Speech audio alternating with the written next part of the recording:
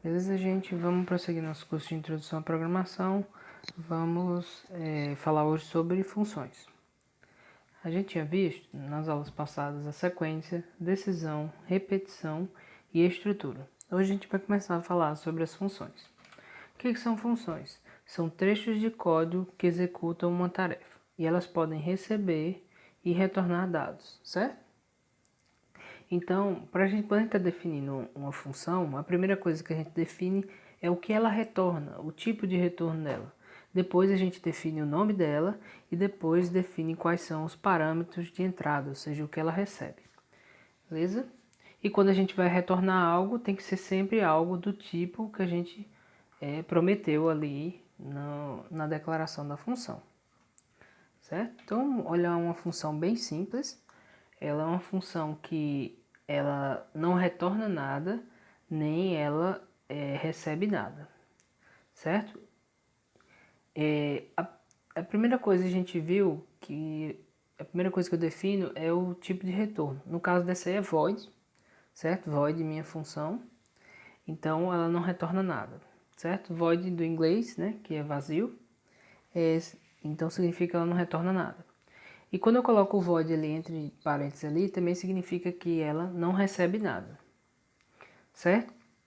E eu coloco return ponto e vírgula, por quê? Porque eu não tenho nenhuma coisa para retornar.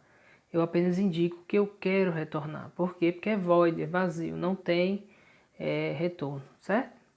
Então, quando eu tenho uma função bem simples assim, eu posso escrever ela da forma simplificada como está aí embaixo. Posso omitir o void entre parênteses e posso omitir o retorno, certo? Então, só para ficar claro, vamos fazer aqui uma demonstração. Vou fazer essa função. Então, a função mais simples que a gente teria seriam aqui void nada. E ela recebe void também, ou seja, não recebe nada. E ela retorna nada. Então, essa função faz nada. Mesmo eu chamando ela aqui, ela não vai fazer nada. Aí, quando é uma função que não recebe parâmetro, eu posso omitir o void. E quando o retorno dela é void, eu também posso omitir o return. E fica esse cara bem simples aqui. Beleza. Então, mais uma função assim não vai servir de nada pra gente. No mínimo, ela tem que fazer alguma coisa, certo? E como eu adiciono um comportamento? Da mesma forma como eu faço no main, eu coloco comandos ali dentro dessa função. Então, por exemplo, aqui eu poderia colocar printf hello world, certo? E aí, se eu executar, como eu estou chamando essa função aqui no main, ele vai mostrar hello world, certo? Da mesma forma como eu poderia declarar uma variável aqui dentro. Por exemplo, vamos declarar um char nome de 256. E eu quero que esse cara receba o hello world.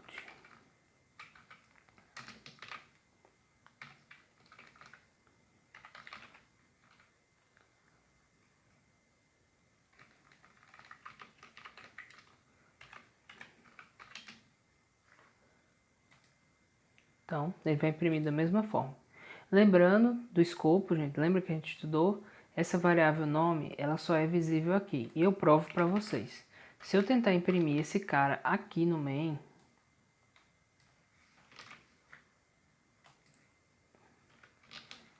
eu não vou conseguir.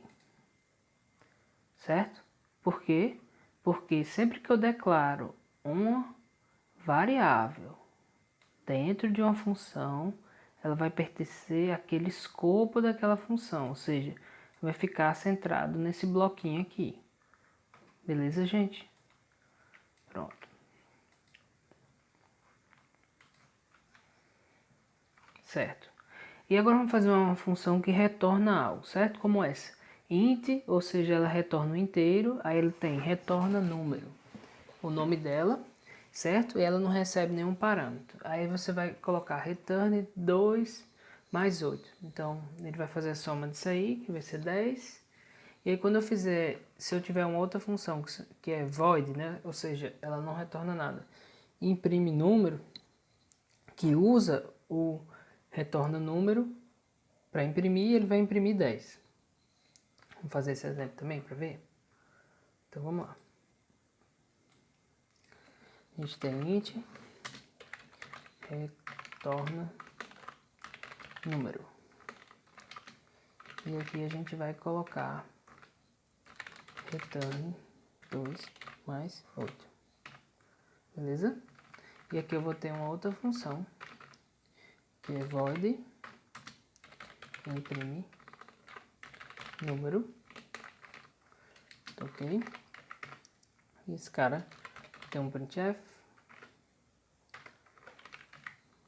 %d, que é um inteiro que eu vou imprimir. E aqui eu vou chamar a função retorna número.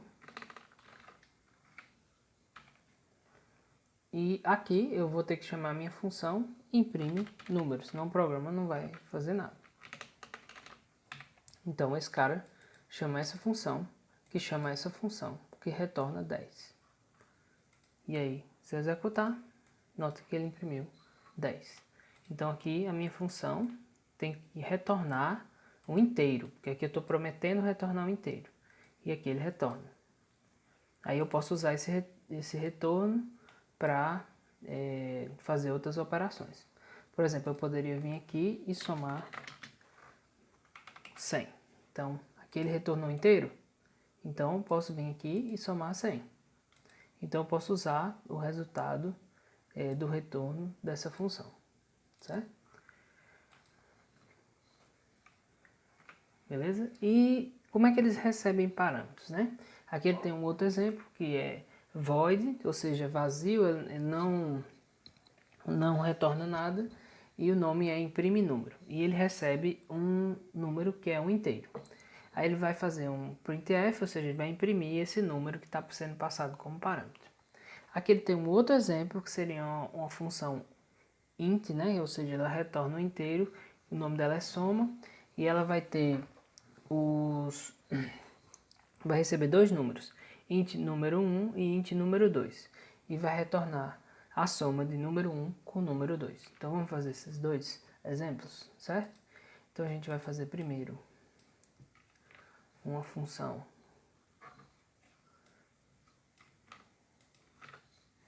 void, ou seja, ela não retorna nada, imprime número, certo? E ele vai receber um número, e aqui ele vai imprimir f %d número. Aqui a gente vai ter que utilizar essa função. Então aqui a gente vai dizer para ele imprimir 89.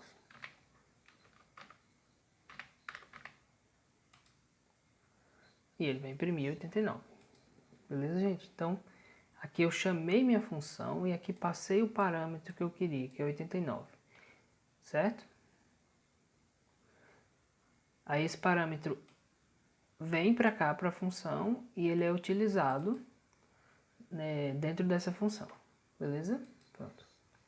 E aqui é o outro exemplo é o da soma. Então, vamos fazer a soma.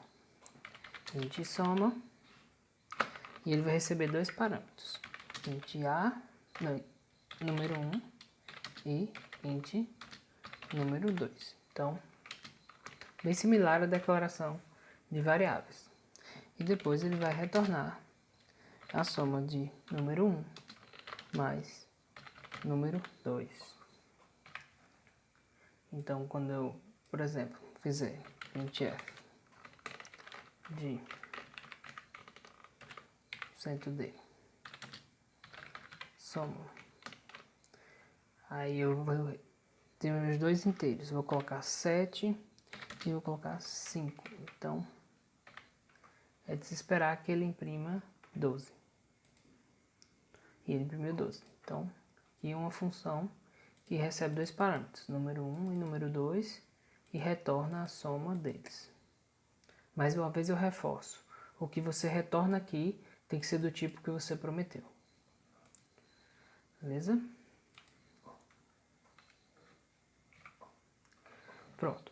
Agora, tem uma coisa importante do C, que é o seguinte. Se você vir aqui e jogar esse cara para baixo, seu programa não vai funcionar, para baixo do main. Note que antes, eu vou voltar aqui só para vocês verem. Antes, eu estou definindo a minha função soma antes do main. Certo? Toda vez que eu fizer isso, vai dar certo. Mas se eu colocar depois, vai dar errado. Certo? Porque a função main ela tem que conhecer a soma. E para ela conhecer, tem três formas diferentes para isso acontecer. Forma número 1, que é a forma como a gente usou. A função é declarada aqui. Certo? Então, se a gente fizer assim, o programa vai funcionar. Forma número 2, a gente deixa aqui embaixo do main mesmo a função, mas a gente escreve um cabeçalho para essa função antes do main. Vocês podem perguntar o que é um cabeçalho? Significa a assinatura da função. Determina qual é o tipo de retorno, qual é o nome e quais são os parâmetros. Então o main já vai esperar aqui que existe uma função chamada soma. Aí depois você pode definir em outro lugar do programa que ele vai achar. Mas aí você está dizendo aqui que vai ter um cara desse aqui mais para frente. Então ele vai procurar e aí vai funcionar. Então se eu fizer assim, ele também vai funcionar. E a outra opção seria o seguinte. Seria da mesma forma como eu tenho um ponto H aqui das bibliotecas do C, eu posso criar o meu próprio ponto H. Então aqui eu vou criar vou chamar de minha lib.h e vou colocar esse cabeçalho, certo? Agora, quando eu vou incluir um arquivo que é meu, é um pouquinho diferente. Eu vou colocar include, em vez de usar esses caras, eu vou utilizar as aspas. Então, aqui eu vou colocar minha lib.h, certo? Então, quando eu executar esse programa, opa, desculpa, ah, sim, eu tenho um ponto e vírgula, desculpa, gente. Não precisa do ponto e vírgula não, certo? É só assim. Aí ele vai funcionar. Então aqui, da mesma forma como a gente utiliza o printf, a gente pode utilizar a soma desde que ele esteja declarado aqui no meu arquivo de cabeçalho. E a gente, esse código, por exemplo, ele poderia estar em um outro arquivo C e tudo mais, desde que eu tivesse aqui o cabeçalho, certo? Da função, indicando que existe essa função. Então, o mais importante vocês entenderem é o main precisa conhecer essa função. E a forma dele conhecer é ou você declara no arquivo de cabeçalho, certo? Ou você declara a função antes do main, ou você coloca aqui direto o cabeçalho da função, beleza? Pronto.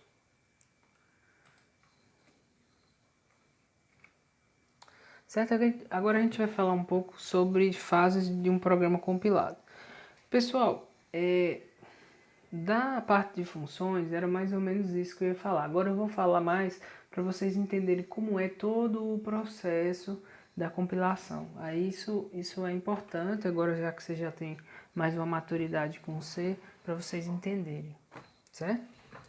Então a primeira parte, obviamente, é a edição. Então é quando o programador escreve o programa, né, em texto, como a gente estava fazendo agora. E depois existe uma fase de pré-processamento, certo? Então é quando existem algumas modificações para que facilitar a sua vida. Então um exemplo de pré-compilação, nessa parte de pré-processamento, aliás, é o seguinte: você pode, vamos apagar tudo aqui. para mostrar uma coisa bem interessante para vocês. Aqui vamos escrever de novo o método main.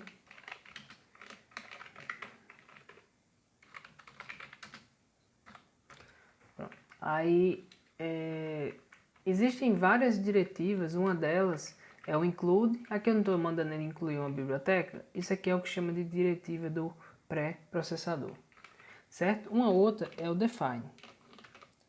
Aqui eu posso definir o que a gente chama de macro, certo? Que, por exemplo, pode ser uma constante. Então aqui eu posso colocar uma constante chamada meu número e ela vai ter valor 100. E aqui eu posso... esse cara vai ser... Toda vez que eu digitar meu número, vai ser como se eu tivesse digitado 100. Porque lá no pré-processamento, ele vai fazer uma substituição. Todo lugar que ele encontrar nesse arquivo meu número, ele vai substituir por 100. Então, se eu fizer... Olha que interessante. Int A, certo? E eu fizer A igual a meu número, certo? Printf %d A. Então aqui é como se eu tivesse digitado 100 aqui. Beleza? Aí você diz, para que isso é útil, professor? Para você definir constantes, gente. Principalmente para você definir constantes. Quer ver uma que vocês provavelmente vão usar? Essa aqui, ó. Define pi, certo? 3.14, certo? Então aqui quando vocês estiverem fazendo um cálculo de área do círculo, etc, vocês vão usar o pi, por exemplo. Então é legal para você definir constantes, certo? Então como tem o include e o define, existem outras diretivas de pré-processamento. Depois ocorre a compilação em si, que é quando o compilador transforma da linguagem fonte para a linguagem objeto. No nosso caso, o nosso programa em C vai ser transformado em linguagem de máquina. Depois ocorre um processo chamado de linkagem, né? Que o programa que chama linker, né? Que é um ligador, ele vai fazer a ligação do seu programa com as bibliotecas que você está usando, certo? Como naquele programa que a gente estava fazendo aqui, ó, a gente usa do stdio, a gente usa a biblioteca printf. Ele tem o linker, é o cara que vai pegar essa função aqui. Note que a gente não declarou essa função, nada. A gente só incluiu ela aqui, que vai ser um similar a esse aqui, um cabeçalho do printf, e o linker é que vai buscar o código desse cara lá que alguém programou em outro lugar, tá certo, gente? Pronto. Aí tem essa fase, que é a linkagem. Depois tem o carregamento, né, que é quando seu programa vai para a memória. E depois tem a execução, que é quando o processador executa, enfim, as instruções do seu programa, certo? Então vamos lá de novo. Edição, o programador escreve o programa em formato de texto. Depois tem pré-processamento, ou seja, são feitas modificações naquele código. E depois tem a compilação, que aquele código é transformado em linguagem de máquina. Depois tem a linkagem, que liga o seu programa com as bibliotecas que você está usando. Depois tem o carregamento, que é quando o seu programa vai para a memória. E depois tem a execução, quando finalmente o processador executa esse programa, certo? E agora a gente vai falar um pouco mais sobre bibliotecas. O include, como eu disse, ele é uma diretiva do pré-processador. Ele indica ao computador para carregar um certo arquivo. No caso, é um arquivo de cabeçalho, né? Indicando que tem as funções lá que tem no stdio, certo? E no caso dessa biblioteca, ela vai permitir operações de entrada e saída, que é o scanf e o printf que a gente viu. Beleza, gente? Então, aí mais uma observação sobre funções, certo? Como eu disse, o linker, né, ele vai pegar seu código, vai pegar as bibliotecas que você está usando, vai juntar tudo para poder gerar um programa executável, certo, gente? Então lembre-se sempre disso, eu preciso do linker para ele pegar o meu código e juntar com as bibliotecas. Se eu errar o nome de uma função, o que acontece? O linker não vai conseguir encontrar. Se eu chamar esse cara de printf, esqueci o T. Quando eu executar aqui, ele vai dizer undefined reference to print, ou seja, referência indefinida para print. Então ele não vai conseguir encontrar. Então quem indica isso aí é o linker. Beleza, gente? Pronto. Diretivas do processador que eu vou mostrar agora, elas são opcionais. Então quem quiser pode encerrar a aula por aqui. Mas aí quem tiver mais curiosidade pode continuar. Vou mostrar mais a título de curiosidade mesmo, gente. Vamos lá. Include, né? Aí tem dois tipos de include. Tem o include que utiliza sinais de menor e maior que ele é para você incluir cabeçalhos de bibliotecas padrões, por exemplo, math.h, stdio, stdlib, certo? E agora quando você quer fazer um include seu, como a gente fez lá no nosso exemplo, né? Então quando você quer fazer, deixa eu ver se ainda está aqui, dá um Ctrl Z aqui. Quando eu quero fazer um include de uma biblioteca assim que é nossa,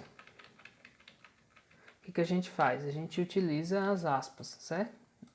Nota aqui, ó, um include da biblioteca padrão e aqui um include de uma biblioteca que a gente criou. Beleza? Esse é um. E a outra é o define, que eu mostrei, que ele é utilizado para você definir o que a gente chama de macro, né? Que pode ser, por exemplo, uma constante. Então aqui ele está definindo um macro que chama table size, né? Do inglês vai ser tamanho da tabela, e ele vai ter valor 100. Então quando ele cria esse array aqui, int table1, table size, na verdade esse table size vai ser substituído por 100. Então ele está criando um array aqui de 100 posições. Mesma coisa no table 2, também vai ser um array de 100 posições, certo? Da mesma forma como eu posso definir uma variável, eu posso, em algum momento ali, tirar a definição dela, que seria com undef. Então eu estou desdefinindo esse macro. E aí eu posso depois voltar a definir esse macro, certo? E eu também posso fazer algumas coisas mais complexas com macros, como esse define getMax que eu estou mostrando aí, que ele consegue receber inclusive parâmetros e fazer algumas operações. Então, vou mostrar aqui que senão fica bem difícil, né, gente, de ver. Então, vamos lá. Então, só para vocês entenderem o que está acontecendo, a gente vai definir pi, certo? Então, vamos colocar aqui define pi 3.1, certo? Aqui aí eu posso fazer assim, que eu só tenho, deixa eu criar um main de novo, int main, return 0, certo? Beleza. Então aqui eu tenho o meu pi definido como 3.1. Então se eu fizer aqui printf %d pi, certo? Agora como na verdade deveria ser %f, né? Um float, tá certo, gente? Aí ele vai substituir por 3.1. Aí eu poderia fazer aqui um undef. Então se eu colocasse aqui undef, certo? Undefined, e aí botasse pi, undef pi. Depois eu poderia definir de novo o valor de pi para outro valor.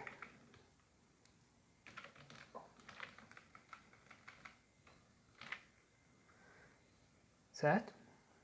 Por exemplo, 3.14. Se eu executar esse cara, vai continuar igual, porque eu não estou imprimindo novamente. Mas se eu colocar para ele imprimir depois,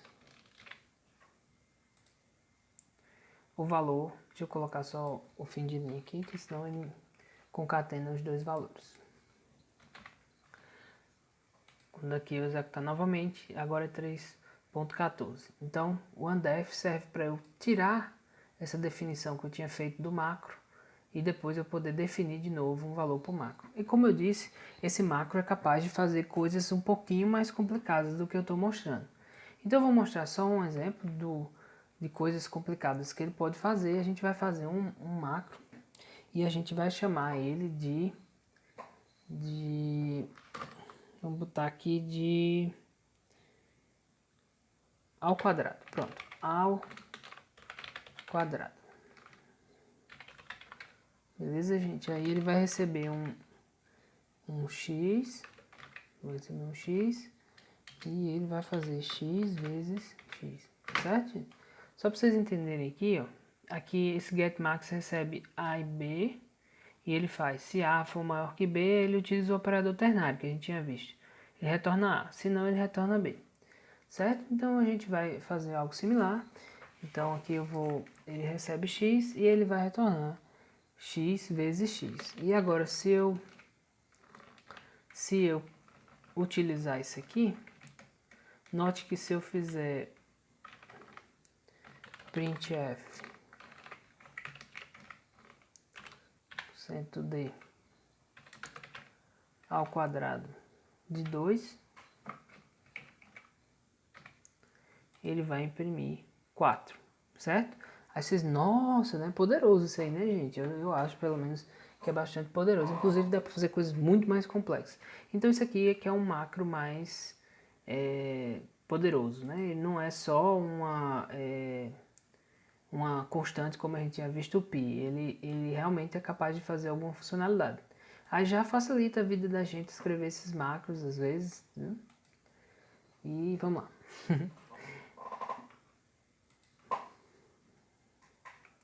Pronto. Aí tem duas outras coisas que são bem legais dos macros, né? Que como a gente viu o macro dá para fazer umas coisas mais complicadas assim. Da mesma forma como eu posso aqui retornar x vezes x, eu poderia retornar aqui como texto, certo? Texto de x. Quando eu coloco esse cara aqui, o meu hashtag, e boto... Peraí, gente. Pronto.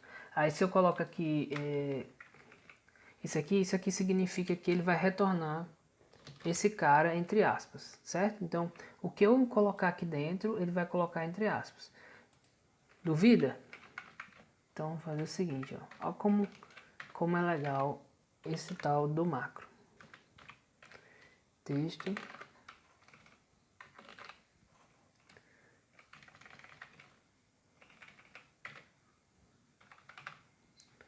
Cara, ele vai colocar isso entre aspas, entendeu? Então, se eu botar aqui, ele vai fazer isso. E aí, meu amigo, é muito poder que tem isso aqui. Para vocês terem ideia do quão poderoso é, se a gente fizer aqui, ó,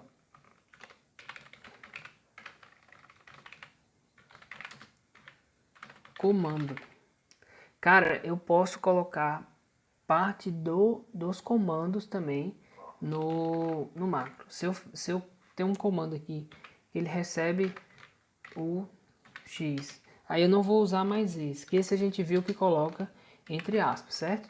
Eu vou colocar esse e ele retorna realmente o que eu estiver passando para ele, que é você utilizar 2 vezes o jogo da velha.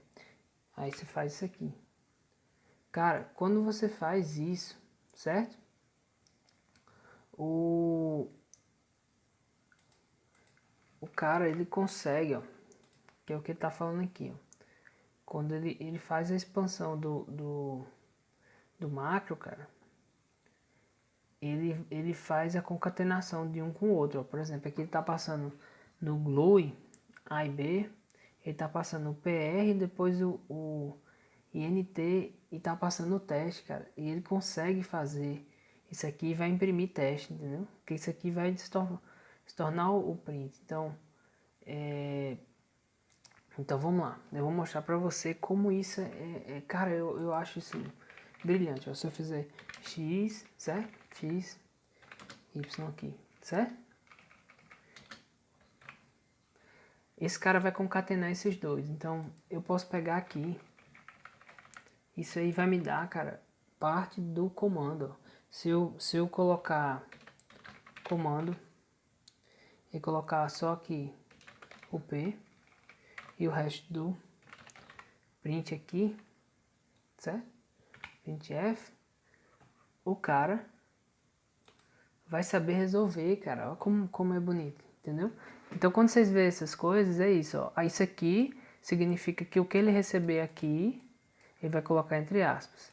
E esse cara aqui faz a concatenação sem colocar entre aspas esses caras, certo? Beleza, gente? Então, só para vocês conhecerem, assim, o quão isso é poderoso. Até pelo ponto de vista de que eu posso chegar aqui e fazer isso em qualquer parte. Isso serve para otimizar. Como é que vocês vão ver isso? Quando é que vocês vão usar isso? Quando vocês vão ter lá, às vezes, situações onde vocês têm que repetir muitas coisas, não sei o que lá. Então, vocês vão escrever macros para isso, beleza? Um outro é o ifdef e o ifandef, certo? Isso aí é o seguinte, é compilação condicional. O que está dentro de um ifdef, ele só é compilado se aquele macro ele foi definido. E o ifandef é o contrário, ele vai checar se o macro não foi definido, tá certo? Então, como assim, né, professor? Que danado você está dizendo? É o seguinte, se eu venho aqui, deixa eu só apagar esses que a gente já definiu, e aí a gente vai fazer o seguinte, a gente vai colocar aqui um printf macro, certo? Macro é 10, pronto, macro é 10. Aí se você colocar um ifdef, certo? Ifdef, ele vai checar se existe um cara chamado macro, certo? And if, certo? Se eu fizer essa checagem, isso aqui só vai ser compilado se esse cara foi definido. Então, se eu executar aqui, isso não vai ser compilado. Isso vai ser ignorado, completamente ignorado na compilação. Mas se eu definir esse macro, por exemplo, em define macro, se eu fizer isso, ele vai compilar. Então, para que, professor, onde eu vou ver isso? Quando você fizer código para rodar em diferentes tipos de processador ou para diferentes plataformas, como Windows e Linux. Então, você vai ter ifdef e para checar se, por exemplo, se eu vou utilizar a forma como o Windows mostra a interface gráfica ou se eu mostro, ou como o Linux mostra a interface gráfica, entendeu? Então, para isso que eu vou utilizar esses macros. O ifandef, como eu disse, é o contrário. Então, aqui no caso, se fosse um ifandef, ele vai fazer o oposto. Nesse caso, ele não vai compilar, porque ele está esperando que esse macro não esteja definido. Então, se ele não tiver definido, ele vai executar. Agora, vamos lá. Se eu tenho o meu macro definido, então, aqui nesse caso, ele não executa. Então, a gente viu também que a gente poderia fazer o seguinte, poderia vir aqui e colocar o undef para o meu macro. Se eu fizer isso, eu estou desdefinindo o macro e aí ele vai compilar, porque agora a partir desse momento, a partir de quando eu executar isso, ele não está mais definido, beleza? Vamos lá, aqui é só, eu quis mostrar que existem duas formas equivalentes de fazer isso. Aqui ele está usando um if normal, deixa eu só sair aqui do coisa para vocês entenderem. Aqui eu estou fazendo um if normal, define, checando se está definido um macro que chama array_size. Depois, se ele não tiver, aí eu vou definir esse array_size e vou botar o tamanho. Aí, se não, esse é o if, é else if. Aí, se não estiver definido o buffer size, eu vou definir o table size como 128 e se não, o table size eu vou definir como o buffer size e vou terminar o if. Então eu posso escrever tudo isso com if else, com esse if else especial para pré-processador, ou eu posso fazer com undef e define, certo? Então só para vocês entenderem que aqui seria mais ou menos formas equivalentes de fazer a mesma coisa. Então eu posso tanto utilizar o if com undef e o def, quanto eu posso ver o defined e o not defined, tá certo, gente? Beleza, só para vocês sacarem aí. No caso, esses caras não fazem exatamente a mesma coisa, só estou mostrando que você pode utilizar o operador define junto com o if, tá certo, gente? Beleza. E line, certo? Vamos falar de outros agora. O line é o seguinte, às vezes quando o seu programa dá uns erros muito obscuros, você vai querer colocar um cara como esse, que é o hashtag line. Esse aqui vai indicar lá no erro um número de linha diferente desse que você tá. E ele também pode colocar o nome de arquivo diferente, para você saber que o erro foi algo que foi um arquivo que você colocou. Vamos dizer que esse cara aqui tivesse um nome bem esquisito. E aí você estivesse sofrendo para descobrir onde é que estava o erro. Toda vez que alguém tinha esse erro, estava difícil. Aí você pode criar um line, certo? Então, aqui, por exemplo, a gente poderia colocar se tivesse um erro aqui, aí a gente colocava um line, certo? Line. Aí colocava o número da linha. Nesse caso, se você quisesse mudar, tudo bem. Mas se você não quiser, também não tem problema. Aí você vai botar line 200. E aqui, em vez de indicar a linha 14, quando desse o erro, ele ia indicar que estava na linha 200, certo? E também eu poderia colocar aqui na frente o nome do arquivo. Se fosse um nome muito ruim, esse arquivo, a gente poderia colocar aqui arquivo principal, certo? E aí quando ele desse um erro, ele ia indicar que foi no arquivo principal na linha 200. Isso aqui ajuda, porque se você gerar um erro, eu vou gerar um erro de propósito. Print, não existe função só chamada print, é printf, certo? Então se eu fizer algo aqui, ele vai colocar aqui ó, que foi no arquivo principal, na linha 201, que houve esse erro. Então, para isso que serve, para eu colocar mais significado aos meus erros, tá certo? Pronto. Vocês só vão ver isso em programas muito grandes, certo, gente? Certo. E a diretiva error?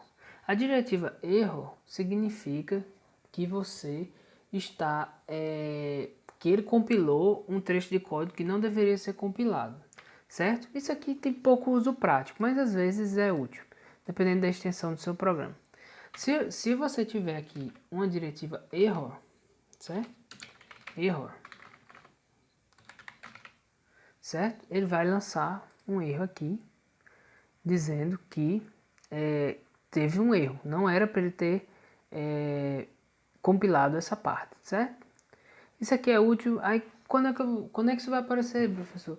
Quando você tiver um trecho de código lá que não deve ser executado, por exemplo, aí você coloca que não deve ser compilado e aí você coloca esse erro, porque se alguém compilar aquilo acidentalmente, ele vai ver um erro lá aparecendo, tá certo, gente? Então, é para isso que a gente vai utilizar essa outra diretiva. E tem outras que são úteis. Por exemplo, existe a diretiva pragma, que essa pragma ela é para você passar preferências ao compilador. Então, por exemplo, aqui eu estou usando pragma warn -par. O que isso significa? Isso desabilita um warn. Às vezes quando a gente faz algumas coisas, o compilador ele gera um warning, ou seja, um aviso para a gente, certo? Se eu, por exemplo, um exemplo bem claro é você fazer %d e aqui você imprimir, na verdade, um float. Então, se eu botar aqui 2.5, Ele já está avisando aqui que, que o formato está errado. Se eu mando executar, ele executa, mas ele vai dizer que o formato era especificado era int, mas ele recebeu um double. Então o que acontece? Às vezes você vai querer tirar esse warning. Normalmente quando você faz isso é porque esse warning não está fazendo muito sentido. Mas isso aqui é um exemplo. Outra coisa, pragma só vai funcionar dependendo do compilador. Se você usar GCC, ele vai ter alguns pragmas dele. E se você usar Silang ou outro, aqui no caso a gente está usando Silang, ele vai ter outros tipos de pragma. Isso é específico por compilador. Não se preocupe, eu só estou mostrando, gente, para que vocês vão ver isso em programas e coisas que vocês for analisar, para vocês não ficar com dúvida e tudo mais e ter como pesquisar essas coisas.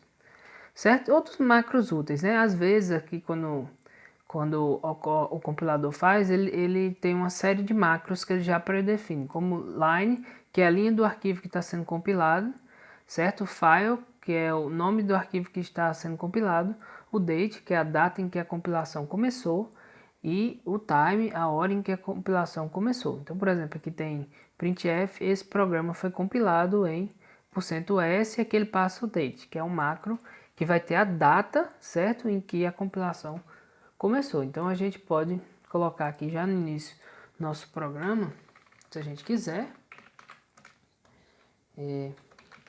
esse programa foi compilado em. E a gente pode colocar aqui em %s e passar esse macro, certo? Esse programa foi compilado em maio 2 de 2020, certo? Então, esses aqui são macros. Isso aqui, aí você diz, ah, professor, mas o senhor não definiu esse macro. Sim, isso é o compilador que define, certo, gente? Então, é a mesma coisa como se eu tivesse feito isso aqui. Define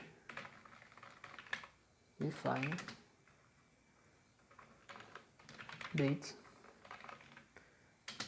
e colocasse aquele valor, May, tanana, certo?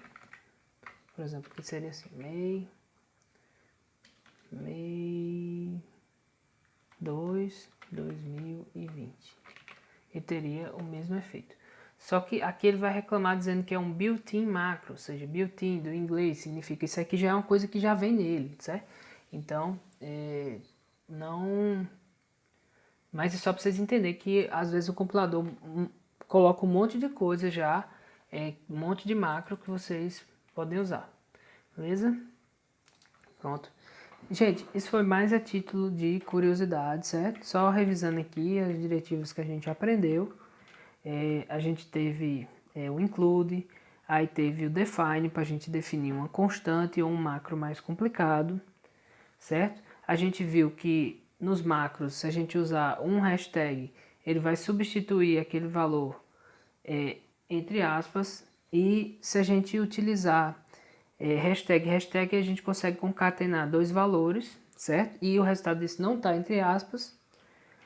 A gente viu também o if-def para a gente compilar ou não compilar um trecho de código, dependendo se o macro está definido ou não. E a gente viu que existe também o if e o else, se a gente quiser fazer isso de uma forma mais crua. Existe o line, quando a gente quer definir o número da linha de erro e também o nome do arquivo. Isso é útil quando a gente tem muitas vezes um erro muito obscuro e a gente quer facilitar para pessoas no futuro ver aquele erro de forma mais precisa de onde é o problema. E a gente também tem a diretiva error, que se ela for executada, certo? Então significa que ele está compilando um trecho de código que não deveria. E a gente tem outros como o pragma para passar algumas preferências ao compilador, e também a gente tem macros úteis que o compilador insere para a gente, como line, file, date, time, entre outros, tá certo, gente? Então façam exercícios, pratique bastante, que que vocês vão massificando isso, principalmente sobre funções. Próxima aula, vou fazer exercícios sobre funções para a gente praticar e aprender mais, inclusive utilizar macros, essas coisas, para a gente também fixar mais esse conhecimento. Beleza, gente? Valeu, galera!